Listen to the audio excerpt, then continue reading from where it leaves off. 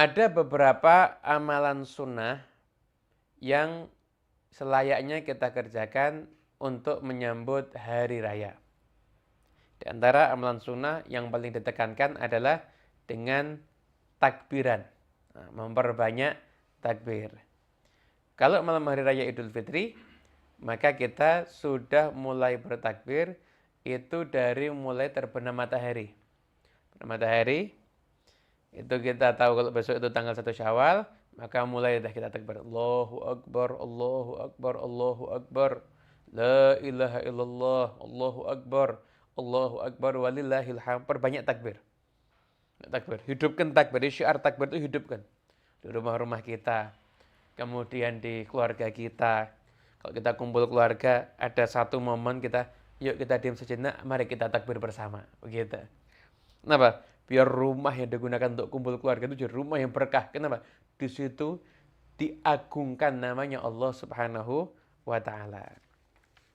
Kemudian setelah kita itu memperbanyak takbir dan itu merupakan sunnah yang sangat penting di malam hari raya. Selanjutnya disunahkan juga menghidupkan malam hari raya dengan ibadah. Dalam sebuah hadis diriwayatkan bahwasanya man ahya lailatal idaini ahyallahu qalbau yauma tamutul qulub. Barang siapa yang menghidupkan malam hari raya, maka Allah akan menghidupkan hatinya di hari di mana hati-hati manusia ketika itu akan mati. Apa maksudnya hari matinya hati? Mati hati maksudnya gimana? Yang dimaksud adalah yaitu ketika hati dikuasai oleh cinta kepada dunia. Ada riwayat lagi yang mengatakan hati yang mati itu adalah hati-hati manusia ketika hari kiamat. Barang siapa yang punya amalan menghidupkan malam hari raya, maka hatinya tidak akan mati. Sekalipun ada masa di mana banyak orang hatinya mati, hatinya dia tidak akan mati. Karena apa? Karena berkah menghidupkan malam hari raya. Menghidupkan malam itu gimana? Ihya ulail itu maksudnya gimana? Nah, ulama mengatakan wa yahsulu dzalika bi ihya'i mu'dhamil lail.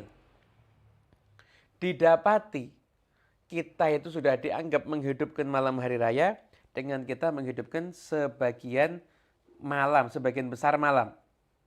Itu kalau kita sirkan ibadah, maka itu sudah dinyatakan kita menghidupkan malam hari raya. Namun ada pendapat daripada Abdullah bin Abbas yang beliau mengatakan menghidupkan malam hari raya itu dengan kita sholat isya berjamaah dan punya tekad untuk sholat subuhnya nanti juga kita laksanakan juga berjamaah. Kalau isyanya berjamaah, bagi maghribnya juga berjamaah, dan dia niat untuk subuhnya berjamaah pula, maka insya Allah dia tergolong orang yang menghidupkan malam hari raya. Ini kalau gini kita semua harus bisa nih ya. Kita semua harus bisa ini. Kenapa? Pendapat Abdullah bin Abbas ini diperkuat dengan hadis yang diriwayatkan oleh Imam Muslim, man shallal isya'a fi jama'atin faka'anna maqama nisfal lail.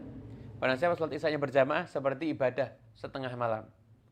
Wa man shallal subha fi jama'atin faka'anna maqamal lail kullah. Barang siapa yang salat subuh berjamaah, maka dia menghidupkan seluruh malam. Gitu. Itu termasuk amalan yang mungkin penting untuk kita lakukan di malam hari raya. Gitu.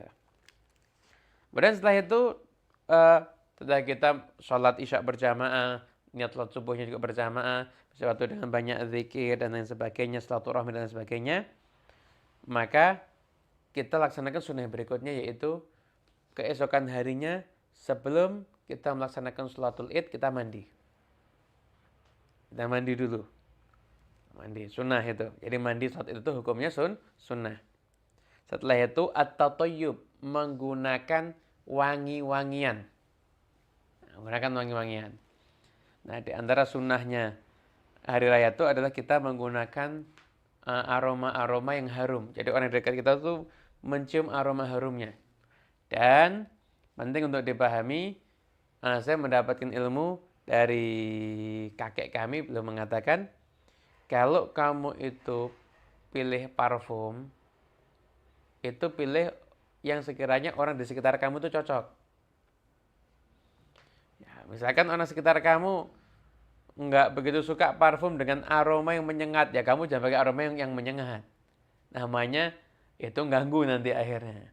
Atau pakai parfum dengan aroma ekstrim. Parfum aroma buah durian misalkan. Ya kan ekstrim, kan banyak yang nggak suka kalau begitu. Pakai parfum. Setelah itu juga watazayyun, berhias diri. Apakah harus baju baru? Sebenarnya lubsu ahsani ma indah. Pakai baju yang terbaik. Ya biasanya kita yang terbaik yang sudah baru. Yang baru itu yang terbaik. Gitu.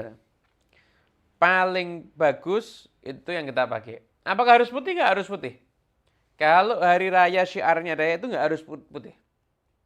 Jadi kalau Jumat itu disunahkan putih. Jadi gini, hari raya itu idharun ni'am, menunjukkan kita nih dapat nikmat, senang sama nikmat Allah Ta'ala. Jadi pakai yang paling bagus. Yang paling bagus, jadi termasuk min sya'airillah, termasuk syiar Allah Ta'ala itu adalah kita idharus surur, menampakkan kebahagiaan ketika hari raya. Jadi pakai yang paling bagus, nggak harus putih. Tapi kalau suatu Jumat itu idharut tawadhu, menunjukkan tunduknya kita kepada Allah Ta'ala. Pakainya baju putih. Gitu. Itu yang berkaitan dengan permasalahan pakaian ya. Jadi pakai pakaian yang bagus, tidak ada masalah. Saya pakai pakaian harganya mahal Ustadz, gimana? Tidak apa-apa. Kalau memang Anda mampu silakan. Niatnya apa? Bukan untuk pamer. Nah ini nih, jangan sampai salah niat. Bukan untuk sombong, tapi niatnya adalah untuk kita semuanya menghormati hari raya, menunjukkan nikmat Allah yang Allah berikan kepada kita. Makanya kita semuanya menggunakan pakaian kita yang terbaik. Begitu. Kemudian juga ketika akan berangkat sholatul Id, maka disunahkan sebelum sholat Idul Fitri itu kita makan dulu. Makan kurma misalkan 1 biji atau ganjil 3 dan lain sebagainya. Itu baru kita berangkat sholat Id, usahakan jalan kaki.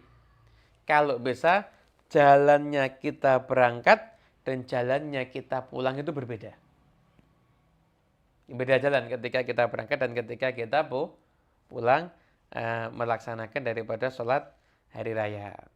Itu disunahkan pula di hari raya Idul Fitri untuk kita semuanya saling mengucapkan tahniah. Taqabbalallahu minna wa minkum, seperti itu misalkan. Itu adalah amalan-amalan yang diajarkan Nabi SAW ketika beliau itu menghidupkan hari-hari Idul Fitri berdasarkan hadis-hadis Nabi SAW. Sunnah untuk tahniah. Taqabbalallahu minna wa minkum. Dan satu juga kita mau saling mendoakan dengan ucapan minal aidin wal faizin. Enggak ada masalah. Enggak ada masalah. Setelah itu saling bersilaturahmi. Sebagaimana bulan Ramadan kita kan sudah ibadah, diampuni semua dosa kita kan. Tapi dosa yang diampuni oleh Allah Ta'ala karena ibadah kita itu dosa antara kita dengan Allah. Namun kalau itu dosa antara kita dengan makhluk, maka di situ tidak bisa diampuni dengan ibadah. Gimana caranya? Dengan kita saling meminta maaf. Begitu, nanti saling bermaaf-maafan sebagai pelengkap daripada ibadah suci di bulan Ramadan. Mudah-mudahan insyaallah amalan ini bisa kita amalkan dan kita semua insyaallah bisa menghidupkan malam hari raya dengan sebaik-baiknya, dan insyaallah kita semuanya bisa menjalankan sunnah Nabi Muhammad SAW ketika malam hari raya.